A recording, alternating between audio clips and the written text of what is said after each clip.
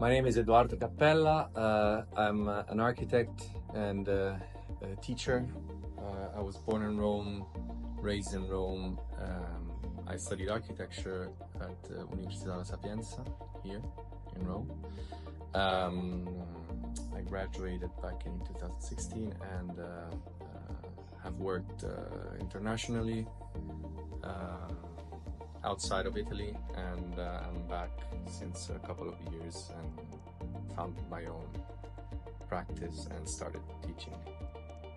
I teach architectural design studio and Links, which is a theory course on the contamination between the world of art and architecture. I was interested in the creativity that it entails, although within a rational framework. I think this association is something that I like. The possibility it gives to, express yourself. The reason why I find teaching interesting is that it forces the individual, the teacher, so me in this case, to make a mental synthesis of the knowledge in order to pass it on in the most clear and direct way. What Rome teaches to an architectural student is what is complexity. It teaches you something on what complexity is. And it's right there, around you, next to you, above you, below you. And this is something that, it's a concept that is way more universal than history. Because it's not about history. To me, it's about complexity. It's about just the amount of things that happen during the years and how they happened, and also the randomic nature of that. Beyond that, I think it teaches you also what an atmosphere is. The atmosphere, when I say atmosphere, I mean a series of things that sort of come together, which could be seen as the quality of light,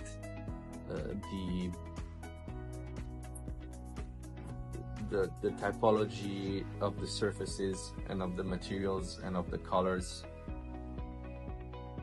Of course, also the vibrance of the people.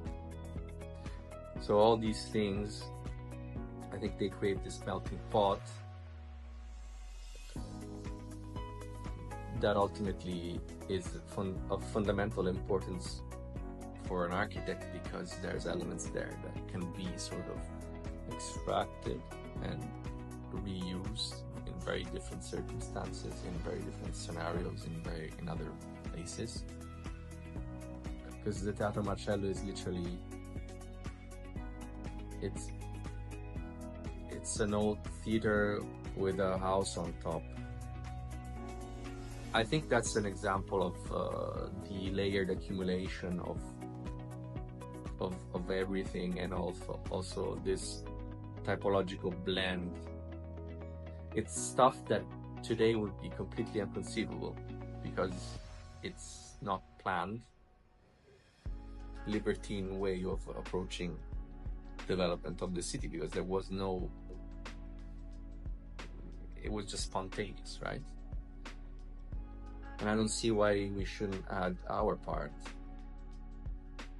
Architects shouldn't be included in processes just when it's about big interventions, right? Symbolical happenings, urban happenings. They should be included in like everything. It's not just about the grand stuff, it's about the everyday. The everyday matters just as much, or even more, because from the everyday you generate a culture which is like kind of bottom up. So I think architects should be included in all types of transformations of the built environment. I think they should be the person with the last say on things.